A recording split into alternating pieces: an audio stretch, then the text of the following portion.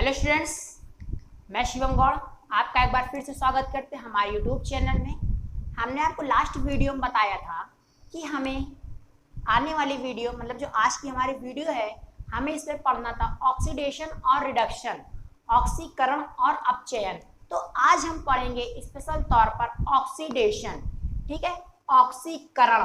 तो ये हमारा जो क्लास 10th है, कोई जो वीडियो देख रहे कंफ्यूज मत, तो ये क्लास 10th का टॉपिक है। तो ऑक्सीडेशन, ऑक्सीकरण। तो ऑक्सीडेशन मतलब ऑक्सीकरण क्या होता है? ऑक्सीजन का जुड़ना, ऑक्सीजन का जुड़ना किसी अभिक्रिया में जो अभिकारक और उत्पाद होता है। हमारी अभिक्रिया में एक अभिकारक होता है, एक उत्पाद होता है। तो उत्पाद में ऑक्सीजन का जुड़ना क्या कहलाता है? ऑक्सीडेशन कहलाता है। अगर आप ये समझिए कि हमारे पास ये कोई रिएक्शन लिखी हुई है, मान लीजिए अभिकारक है और यहाँ पर क्या लिखा है? Y है, ठीक है, कोई उत्पाद है। तो हमने यहाँ पर इसे क्या कहा? ये हमारा RHS है और ये हमारा क्या है? LHS है। तो जो लेफ्ट हैंड साइड होता है उसे हम अभिकारक कहते हैं। क्या कहते हैं? अभिकारक। और जो राइट हैंड साइड लिखा होता है उसे हम उत्पाद कहते हैं। ठीक, तो अभिक्रिया में किसी भी अभिक्रिया में अभिकारक हो और उत्पाद हो, जब उत्पाद में ऑक्सीजन जुड़ जाता है तो इस अभिक्रिया के उत्पाद में क्या हुआ? ऑक्सीजन का जुड़ना। अभिक्रिया में क्या? ऑक्सीजन का जुड़ना क्या कहलाता है? ऑक्सीकरण कहलाता है। और हाइड्रोजन का निकलना, उस अभिकारक से, उस अभिक्रिया से हाइड्रोजन का निकल जाना क्या कहलाता है?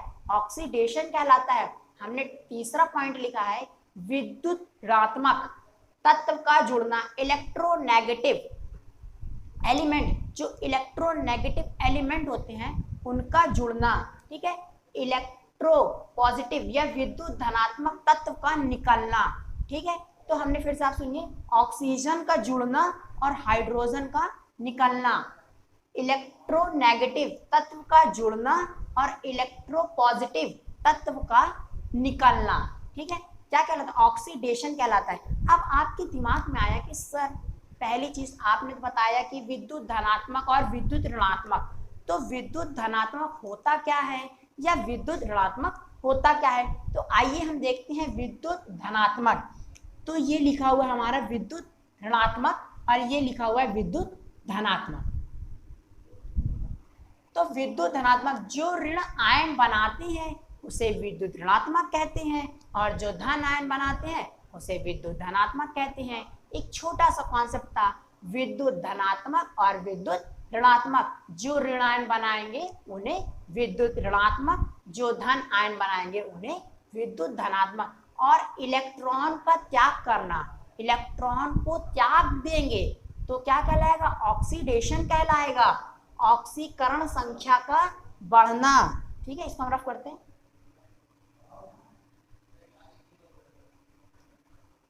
ऑक्सीकरण संख्या का बढ़ना, ऑक्सीकरण संख्या क्या हो जाए? बढ़ जाए। तो फिर आपके मन में क्वेश्चन आ गया कि सर जिस तरह हम इलेक्ट्रोनेगेटिव आप बताए थे, जिस तरह इलेक्ट्रोपॉजिटिव बताए थे, उसी तरह आप हमें जो है ऑक्सीकरण संख्या क्या होती है बताइए। तो ऑक्सीकरण संख्या को हम ऑक्सीडेशन नंबर कहते हैं। ऑक्सीकरण को हम ऑक्सीडेशन नंबर कहते हैं। क्या कहते हैं? ऑक्सीडेशन नंबर, ठीक है। तो किसी संख्या, ऑक्सीकरण संख्या वह संख्या होती है, ऑक्सीकरण ऑक्सीडेशन नंबर वह संख्या होती है जो किसी अणु या आयन पर, या किसी अणु या आयन पर परमाणु के आवेश, परमाणुओं के आवेश, कैसे आवेश? धनात्मक या ऋणात्मक, परमाणुओं के धनात्मक या ऋणात्मक या किसी अन्य आवेश के बारे में बताती है या बताते हैं, उसे हम ऑक्सीकरण संख्या कहते हैं। तो ऑक्सीकरण संख्या फिर से एक बार सुन लीजिए, ऑक्सीकरण संख्या वह संख्या होती है जो किसी अणु या आयन पर परमाणुओं के आवेश धनात्मक व ऋणात्मक के आवेश के बारे में बताती है उसे हम ऑक्सीडेशन नंबर कहते हैं, ऑक्सीकरण संख्या कहते हैं। तो आइए अब हम उदाहरण के माध्यम समझते हैं कि जो हमने पहला पॉइंट लिखा था ऑक्सीजन का जुड़ना, तो आइए इसको देखते हैं ऑक्सीजन कैसे जुड़ता है। तो मैं आपको एक तरीके समझा रहा था, तो आइए ये हमारे सामने लिखा है कॉपर, ठीक है। कॉपर प्लस ऑक्सीजन किसी अभिकारक में, दो पदार्थ हैं और ये हमारा LHS साइड लिखा है, ये हमारा क्या कहलाएगा, ये हमारा अभिकारक है। कॉपर और ऑक्सीजन की जब अभिक्रिया कराते हैं तो ये क्या बनता है, ये हमारा कॉपर ऑक्साइड बनता है। और जब कॉपर ऑक्साइड बना तो आपने ये देखा कि कॉपर में क्या हुआ, ऑक्सीजन जुड़ गया है, इसमें ऑक्सीजन जुड़ गया। और यह कह सकते हैं उत्पाद में क्या होता है, ऑक्सीजन का जुड़ना क्या कहलाता है, ऑक्सीडेशन कहलाता है। उत्पाद में ऑक्सीजन जुड़ गया। हमने दूसरा पॉइंट लिखा था हाइड्रोजन का निकलना, तो हाइड्रोजन का निकलना, तो हमने दूसरा उदाहरण लिया है। हर पॉइंट पर हमने एक उदाहरण के माध्यम से आपको समझाया है। तो हाइड्रोक्लोरिक एसिड और ऑक्सीजन, तो जब हम हाइड्रोक्लोरिक एसिड और ऑक्सीजन की अभिक्रिया कराते हैं तो एक क्लोरीन और जल बनता है। तो आप ये देख रहे हो हमारे सामने जो हाइड्रोक्लोरिक एसिड लिखा है HCl है, इसमें से हाइड्रोजन क्या है, निकल गया है, तभी तो ये जाकर अगर यहाँ पर ये HCl था और प्लस ऑक्सीजन, यहाँ से हाइड्रोजन निकला तभी तो जाकर जल बनाया। ये क्या बना लिया, यहाँ पर जल बन गया है, और मतलब यहाँ से हाइड्रोजन निकलकर कहाँ चला गया, ऑक्सीजन के पास चला गया, हाइड्रोजन का निकलना, ठीक है। तो हाइड्रोजन यहाँ से निकल गया तो क्या कहलाता है, ऑक्सीडेशन कहलाएगा। विद्युत ऋणात्मक तत्व का जुड़ना, आइए इसको देखते हैं। विद्युत ऋणात्मक तत्व का जुड़ना, तो आप समझ चुके हो विद्युत ऋणात्मक किसे कहते हैं, जो ऋण आयन बनाते हैं।